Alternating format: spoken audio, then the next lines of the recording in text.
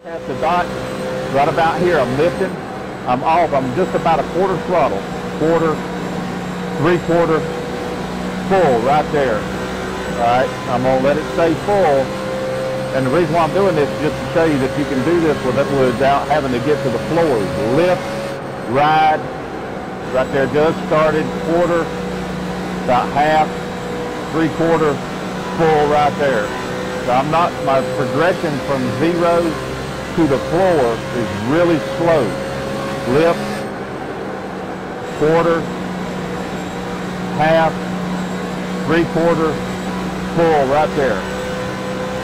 And the reason for that is to keep the car from sliding or forcing the car to do what I don't want it to do.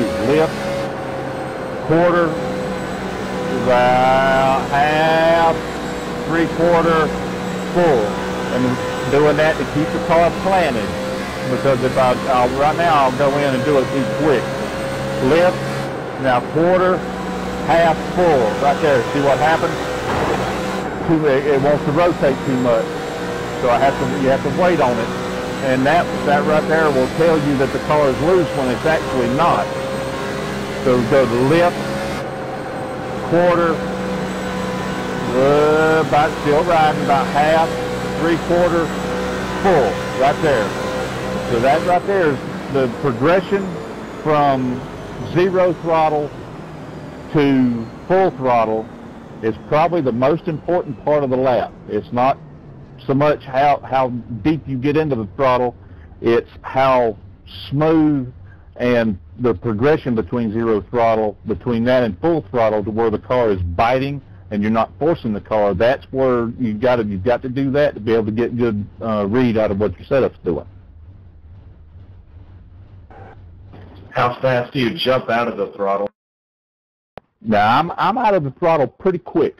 On a track like this where there's no real brake, right there I'm going to find that lifting point to where when I lift, the car's not going to push up the track. When you get out of that throttle and you lift and you're not on the throttle and the car's washing up, you're not lifting soon enough.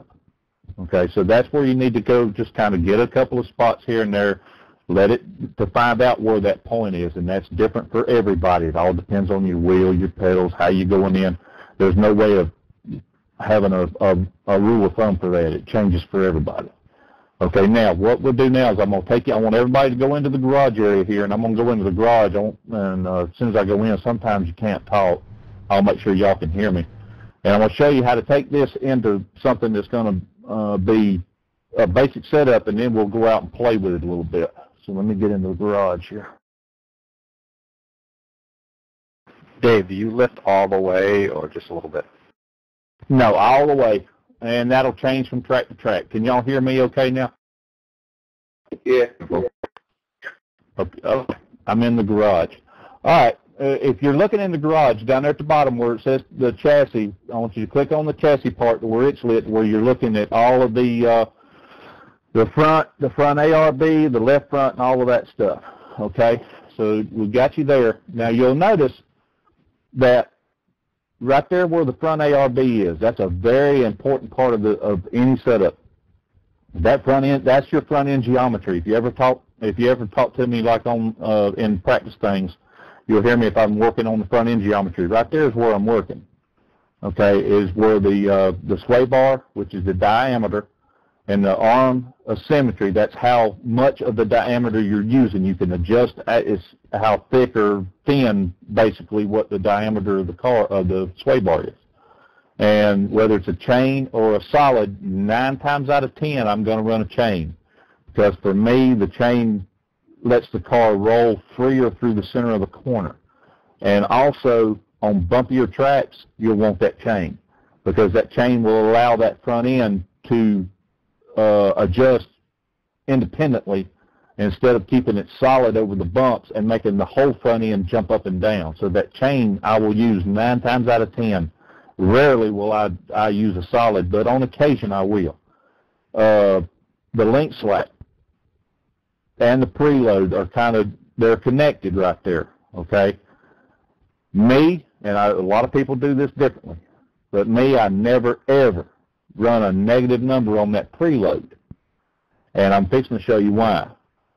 Every time I run that preload, I always run it at 0. And I keep that link slack at a positive number, at a 1/16, a 0/16, not a -0, but a 0/16 up to, I'll run sometimes a 16/16, depending on how the car's reacting coming off the corner. So the reason why I don't run that negative is what I want you to do now is go up there where it says attach under that front ARB and uncheck it. And then click apply and watch your ride heights. Now, you've seen your ride heights move. Now your ride heights are not even legal.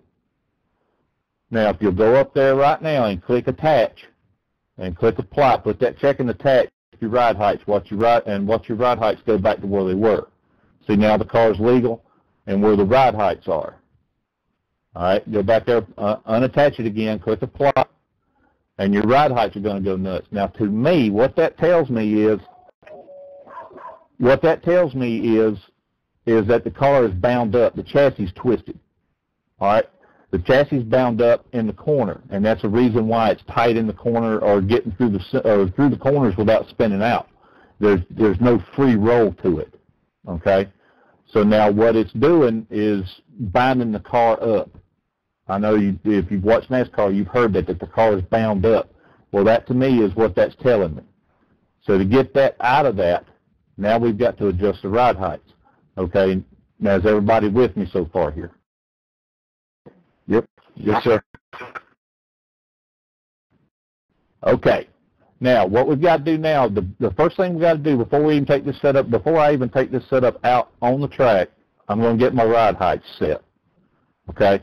Now, first thing I'm going to do is work on these front ride heights and where it says spring perch offset. All right? I'm going to click on the right one, on the right button. It's going to take that, click on it, and you'll watch that left front ride height go down with the right arrow. Okay? The left front ride height's going down now. Click it like 4 or 5 times. You'll click it down there and it'll go to a 5.51, and you'll notice that it's yellow.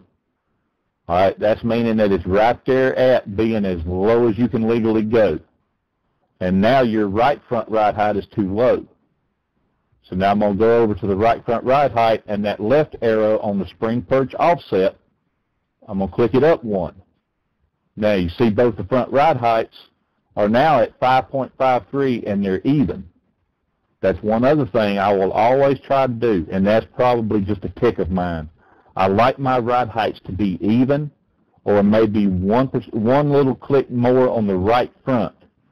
The reason for that being is turning left, going into these corners, you can be a little higher on that right front because when you go into that corner, the weight's going to push that right front down. So that's going to even out your ride heights. So personally, sorry to interrupt you. One quick question. That attach button, before we start adjusting ride height, should we have that checked or not checked?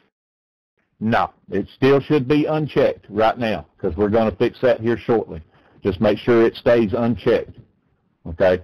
So, and that's a good question. So right now, your ride height should be a 5.53 or 5.3 on the front, and you should be both of them 7.93 on the rear. If they're, not exactly that, we'll get to that later, but as long as it's close. Now, hang on a second. Okay, now what I'm going to do now is I'm going to come to the rear end, and on that left rear, I'm going to click that left spring perch offset up 1, and it takes it up to that 7.96. I'm going to go to the right, click it up 1. Now I'm 7.97. So what I'm trying to do now is get these ride heights even. So I'm going to take the left one up 1, that's 7.99. The right one's a 7.96. The right one I'm going to go up, click it up 1. Now I'm at 8.0.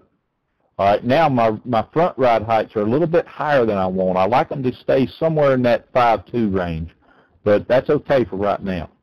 All right, and you'll notice both the fronts are at 5.54. And you got an 8 on the right, 7.99 on the left. That means that the front is planted more. Remember that when we started this, your front ride heights were over about 6.5, 5.65, 5.67. Now you're 5.55, so you've planted that front end down. All right, and you've also got that ass end up. So now you've got the front end planted, the tail end's sticking up in the air. Now you notice your link slack up there is a -1. Okay? What we want to do now is take that link slack to a positive number, get that preload to a 0. All right? So the first thing I'm going to do is get that link slack up there to that +1. We're going to leave it right there for now and get that preload to a 0. Now there are two things that affect speed, and this is a very important thing to remember. There are two things that really affect speed in these cars, and that is ballast forward and track bars. Okay, the more ballast forward you can get to the rear without losing handling, the faster the car is going to be, because the weight on the rear is going to keep that rear end down. The more track bar you can bring up without losing handling or grip in the rear tires, the faster the car is going to be, because there's less resistance from the rear tires biting on the pavement for the car. So you're allowing more speed. So you want your track bars up some, your ballast forward back some, so you can find speed in the car. Okay, now this is the tricky part, is finding that spot where that ballast is too far back or too far forward, because it does like a little bit of nose weight, because it keeps that front end planted.